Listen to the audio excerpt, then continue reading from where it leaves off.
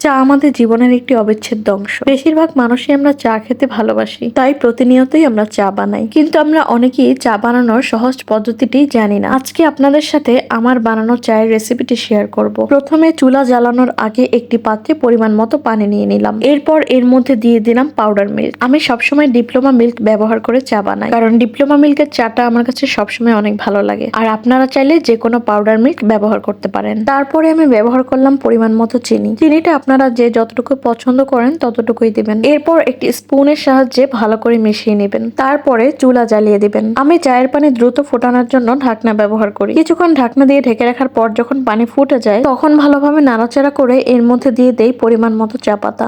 অনেকে চা পাতা বেশি খায়, অনেকে আবার কম খায়, এটাও আপনারা পরিমাণ মতো দিয়ে নেবেন। চা পাতা দেওয়ার পরে 30 সেকেন্ডের জন্য নাড়াচাড়া করবেন না। 30 সেকেন্ড পর একটা স্পুন দিয়ে ভালোভাবে নাড়িয়ে নেবেন এবং চুলার আঁচটা মিডিয়াম জালে রাখলেই হবে। একটু বেশি করে জাল করে ঘন করে নেবেন। তৈরি হয়ে গেল আমার মজাদার চা। এরপর আপনার পছন্দ মতো একটি পাত্রে পরিবেশন করবেন। আর এই রকম মজাদার চায়ের সাথে যদি থাকে মজাদার বিস্কিট, তাইলে তো কোনো কথাই নেই। আমি সবসময় এভাবে করেই চা বানাই, আর এরকম করে চা বানালে আমার কাছে খুবই ভালো লাগে। অনেক জায়গায় দেখেছি দুধ, চিনি, চাপাতি খরচ হবে বলে অল্প অল্প পরিমাণে দিয়ে চা বানায়, কিন্তু আমার কথা হচ্ছে চা যখন খাবো ভালো মতোই খাবো, লাগলে সপ্তাহে একদিন খাবো, তাও যেন মুখে লেগে থাকে। কি ঠিক বলেছি না?